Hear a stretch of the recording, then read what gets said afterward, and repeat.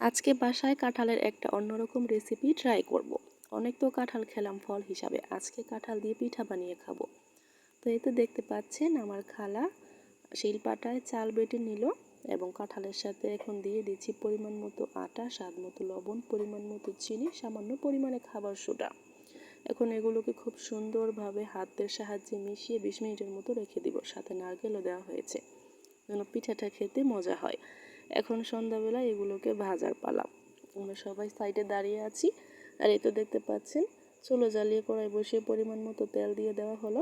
তেল গরম হয়ে যাবার পর এতে সেই মিশ্রণগুলো অল্প অল্প করে দিয়ে ভেজে নেওয়া হচ্ছে। আর আমরা সবাই অধীর আগ্রহে অপেক্ষা করছি কখন ভাজা হবে আর কখন সবাই মিলে মজা করে গরম গরম পিঠা খাবো। এত সুন্দর গ্রান বেরিয়েছে, মাশাআল্লাহ। কাঁঠালের গ্রানে চতুর্দিক মৌ মৌ করছে। একদম অনেক মজা হয় খেতে। খেতে কিন্তু ভীষণ ভালো হয়েছিল। আপনারাও বাসায় ট্রাই করে দেখতে পারেন। কে কে কাঁঠালের পিঠা বানিয়ে খেয়েছেন কমেন্টস করে কিন্তু অবশ্যই জানাবেন। পিঠাগুলো একদম নরম তুলতুলে, খুব মিষ্টি হয়েছে, মনে হচ্ছে কেক খাচ্ছি। খুব সুন্দর। আজকে সন্ধ্যাটা জমে গেছে।